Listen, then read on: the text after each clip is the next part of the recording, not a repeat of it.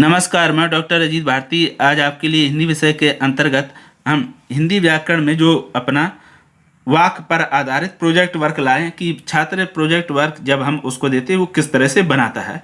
ठीक है, तो हम इस फाइल का हम एनालिसिस करेंगे, यानी मूल्यांकन करेंगे, इसमें क्या कमियां और क्या खूबियां हैं, तो ये देखते हैं।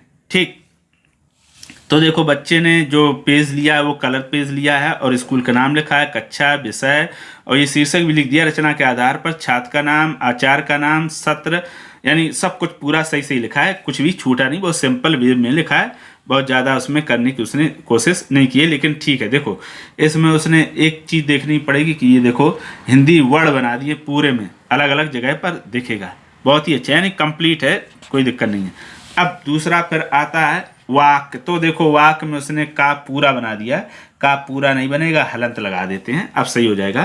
तो ये परिभाषा लिख दी है, समूह भी उसने गलत लिखा है, तो ये परिभाषा। फिर उदाहरण दिया, मोहन प्रतिदिन स्कूल जाता है, तो ये देखो मोहन का स्कूल बना दिया है। और ये देखो उसने बढ़िया ये हैंडपम्प लगा दिया, मोहन ये देखो जा रहा है।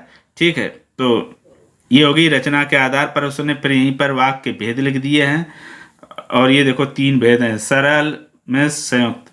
तो ये बस थोड़ा लिखने में उसने गलती की है, बाकी ठीक है, उदाहरण के हिसाब से चित्र भी बना दिया है। ये फिर आता पहला उसने वाक्य लिख दिया है सरल वाक्य, तो सरल वाक्य की परिभाषा लिख दी है। परिभाषा थोड़ी उसने क्या की है, छोटी परिभाषा हेडिंग सही डाली, लेकिन अंदर उसने छोटे छोटे वर्डों का प्रयोग किया है। और चित्र देखो सही बनाया है, का राघव स्कूल जाता, तो स्कूल जा रहा है, और ये स्कूल बना, ये देखो राघव, यानी छात्र ने अपना ये नाम लिख दिया और अपने स्कूल का नाम भी लिख दिया, और देखो ये जा रहा है। तो ये चित्र तो काफ़ी अच्छा बनाया है, लिखा भी ठीक है, बस अक्षर थोड़े और बड़े बना देता है, वाक्य यानी अच्छे लिख देता है। फिर दूसरा मिश्र वाक्य, तो हेडिंग देखो यहाँ पर वाक्य सही लिखा है उसने, यानी इसको लिखना आता है।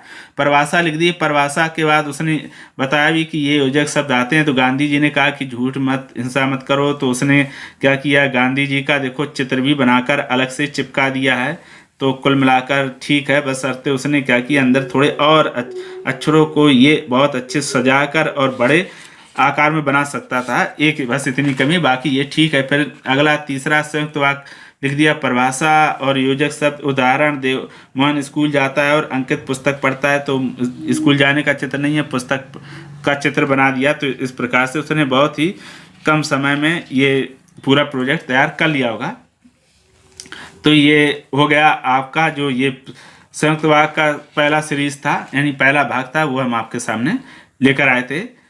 तो ये पहला सीरीज यानी पहला प्रोजेक्ट का एनालिसिस हो गया। इसमें देखो क्या क्या चीज़ें हैं। उसने फ्रंट तो बहुत अच्छा बनाया है, अंदर भी लिखा अच्छा, लेकिन उसने बस छोटे वर्ड लिखे, चित्र उसने ठीक बनाए हैं, और कुछ शब्दों को छोड़कर उसने सही सही लिखा है। कुल मिलाकर ये प्रोजेक्ट ठीक है लगभग।